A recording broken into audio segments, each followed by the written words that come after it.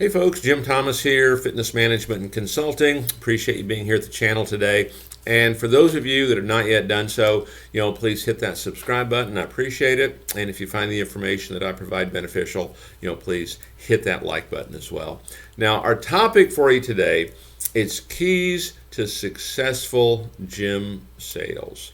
And this is going to be an ideal video for folks that are brand new in sales, you're just getting started, or if you're someone that's really struggling, to get it going, or you've fallen into a slump, or maybe you've got a team of people you're trying to kind of bring up. So if you're at that level, this is going to be some great basic information that you can look at to immediately improve your business. So let's start. Number one is we need to know what our goals are.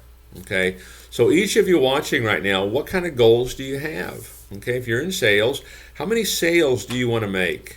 Okay, how many referrals do you want to get? How many outbound calls do you want to make every day? Okay, how many appointments do you expect to get? What do you expect your show percentage to be? What do you expect your closing percentage to be? And depending on where you're at, your goals might be to kind of memorize the process, to memorize the sales presentation. But in any case, make sure you know your goals, but make sure you write them down. And in addition to this, I'm kind of talking kind of daily goals right here, right, for folks that are just getting started. But you may have other goals. You want to be an owner one day. You want to manage your own gym one day. Okay, have bigger goals. You should. Okay. And one of the things that I suggest you do when it comes to those bigger kind of goals is we want to keep them at top of mind. So I like to see you write down those goals first thing every morning. I like to see you write down those goals at the close of business every day. And then at any point during the day where you may experience disappointment, it's a good chance to write them down again. Because sometimes when we experience that disappointment, it'll stall us out. It'll get us on a different track. And so the more we can kind of keep all this at top of mind, it's going to really benefit you. So make sure you know what your goals are. There's really no right or wrong on that. They're your goals. Write them down, and then let's hit them. Okay, we want to commit to doing that. Now, number two, you want to recognize that gym sales, it's a process. Okay, and we need to know that process. What you don't want to do, don't find yourself just winging it. Oh yeah, I did this with this person, this with this person. You can have some differences based on what it is they want to accomplish, but that fundamental process is going to be the same. And you can check other videos here on the channel where we kind of really drill down on what that process is and how that should work. But stay true to the process. Memorize it so now you're free to be yourself. And the other thing I would comment on in terms of the process for a salesperson, if you fall into a slump, it's easy to fix it if you're on a process, because we just go back and review it, A, B, C, and D. Or if you're a manager and you're trying to help someone improve it, same thing. We just keep it right there on track. Okay, so stay true to the process. Don't deviate from it. It's easy to get complacent with some of that, but stay true to it with each customer that you work with. Number three on our list, we want to make sure that we are selling to the right people. Okay, some people are ready to buy, some people aren't. And don't be spending too much time with folks that really are not in that buying process. You're not going to get someone to do something they don't want to do. Okay, when you think of kind of what that selling process is, think about, say over here it's cold and over here it's sold. Okay, and let's say you've got a person, maybe they're about 90%. They're a phone inquiry, they're a walk-in. They walked in and say, hey, I've been thinking about this for a while. Hey, I'm ready to get started. I need to lose some weight and get back into shape. Well, they're about 90%. What has to happen with those folks? Really, just ask them to buy is really what has to happen. But if you've got folks that are on this other side, they're more cold, where they're at 20% or 30% or 40%, sometimes you need to build trust, you need to build a relationship, you need to find out that powerful why. We need to nurture, maintain interest and desire.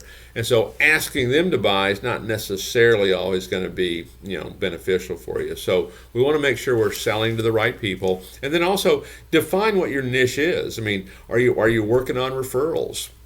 I mean, I've had some salespeople in gyms, they say, hey, can I not get any more of these phone inquiries or any more of these walk-ins? I mean, my referral business is so strong, all that does is interrupt.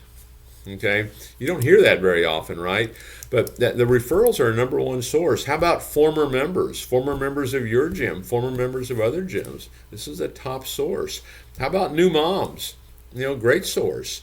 How about folks that are getting married? Great source. Pick your niche. Okay, look for people that are good candidates for what you're doing, and then go out there and solve problems for them.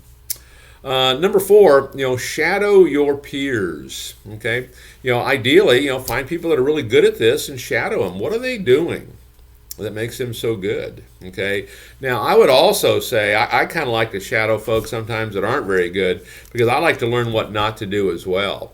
And this could be even shadowing peers. I mean, you can shop other clubs, for example, and hey, what did that person do particularly well? What did they not do so well? How'd they answer the phone?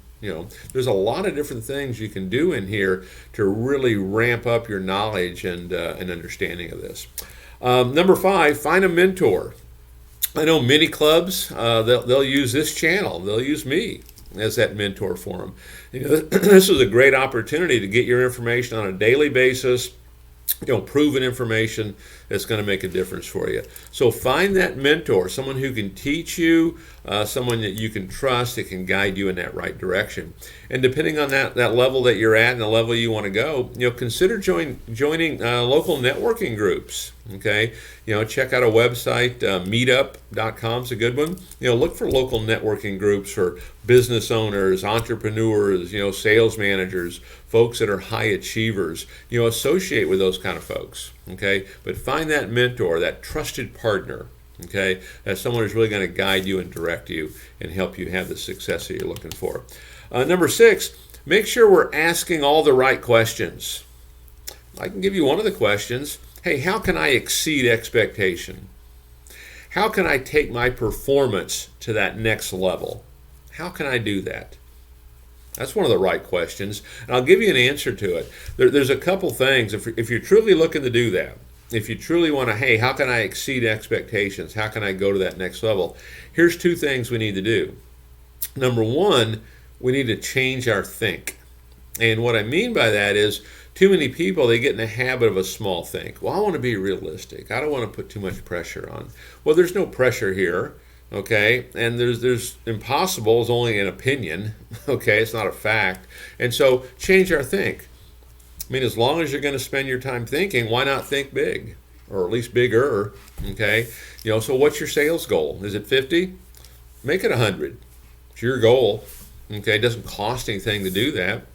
And then the next thing you do is you raise your action level. Okay, what's it going to take to reach that goal?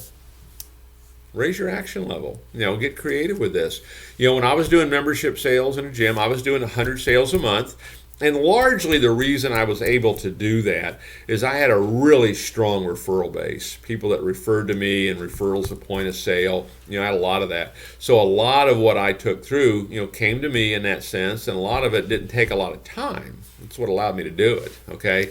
And so, because the reality is on this, is we all have 24 hours in a day, 7 days a week. No one has any advantage here. It's how we choose to utilize that makes that difference for it. Okay. Number 7, conduct a call review or conduct a tour review. Okay.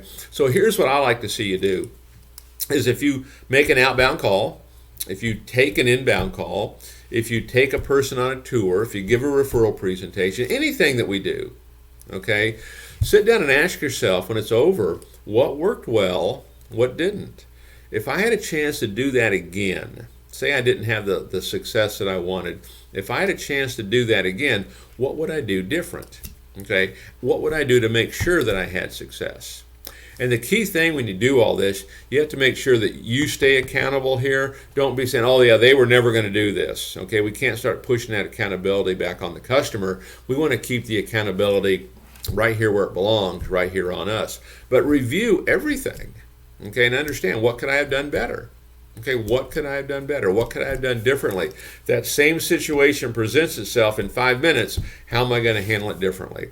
But make sure you are accountable, but make sure you're disciplined, to that particular process.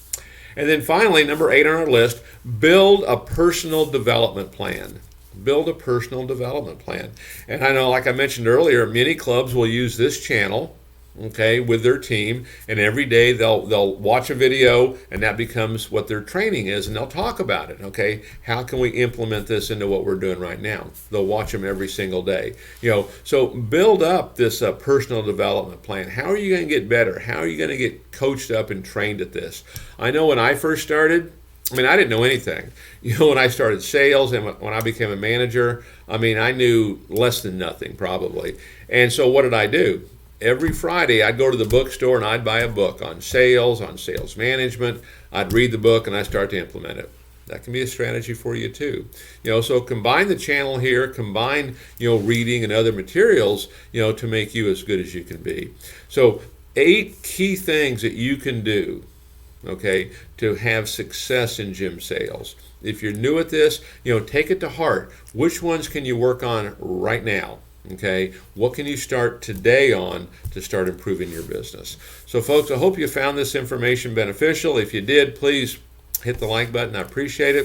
And I look forward to seeing you all in that next video.